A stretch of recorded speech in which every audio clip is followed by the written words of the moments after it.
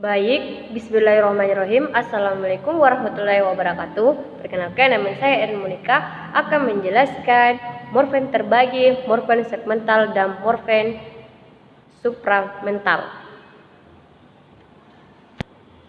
Nah, di sini saya akan menjelaskan pengertian morfem, jenis-jenis beserta contohnya.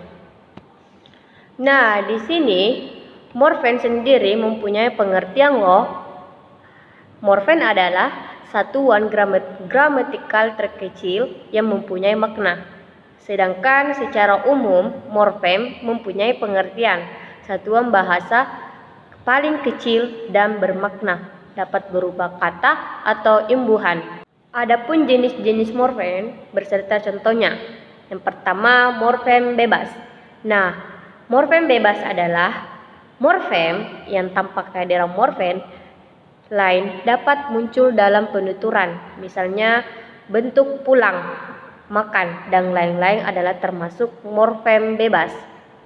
Morfem terikat merupakan morfem yang tidak mempunyai potensi untuk berdiri sendiri dan yang selalu terikat dengan morfem lain untuk membentuk ujaran, misalnya henti, jua, dan semua bentuk afaksi. Nah, jenis morfem yang kedua yaitu berdasarkan keutuhannya. Morfem dibedakan menjadi morfem utuh adalah morfem satu kesatuan yang utuh. Misalnya meja, kursi, rumah, dan lain-lain. Morfem terbagi yaitu morfem yang merupakan bagian yang terpisah atau terbagi. Misalnya pada kata satuan atau satu merupakan morfem utuh dan an dalam kurun an. Dan morfem terbagi. Semua afiksi dalam bahasa Indonesia termasuk morfem terbagi. Nah, ketiga berdasarkan maknanya. Morfem dibagi menjadi bermakna leksikal. Morfem yang telah mempunyai makna pada dirinya tanpa perlu proses dengan morfem lain. Misalnya, morfem-morfem seperti pergi, lari, dan lain-lain adalah morfem yang bermakna leksikal. Morfem seperti ini sudah dapat digunakan secara bebas, tidak bermakna leksikal, yaitu morfem-morfem yang tidak mempunyai makna apa-apa pada dirinya sebelum bergabung dengan morfem lainnya dalam proses morfologis. Misalnya, morfem-morfem afiksi atau ber, me, ter, dan sebagainya. Nah, selanjutnya saya akan menjelaskan morfem segmental. Nah, morfem segmental menurut Syahrini dalam Vihar 2010 mengacu pada pengertian bunyi-bunyi yang dapat disegmentasi atau dipisahkan.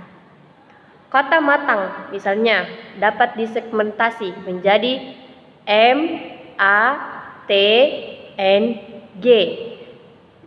Jelas, bunyi-bunyi tersebut menunjukkan adanya fonem. Sedangkan menurut Muslik 2008, bunyi segmental ialah bunyi yang dihasilkan oleh pernapasan, alat ucap, dan pita suara. Bunyi segmental ada 4 macam.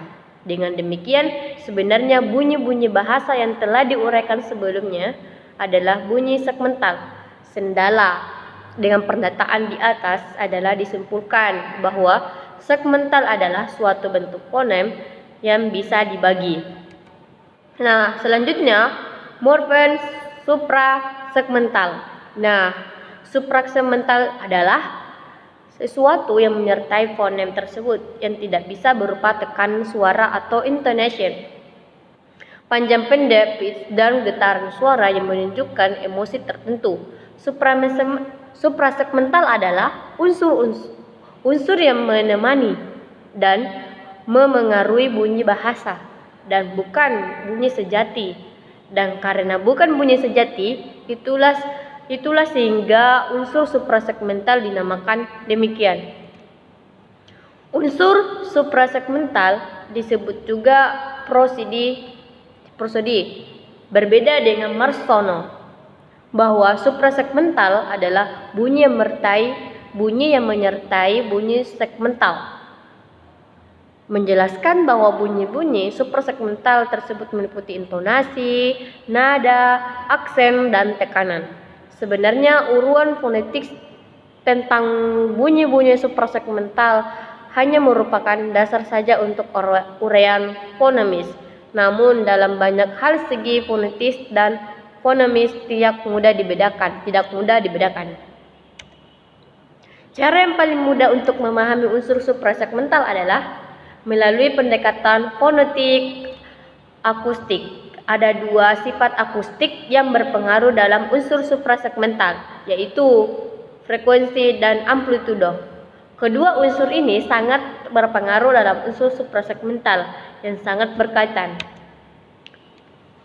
Nah, perbedaan kedua bunyi ini didasarkan pada dapat tidaknya bunyi itu disegmentasikan.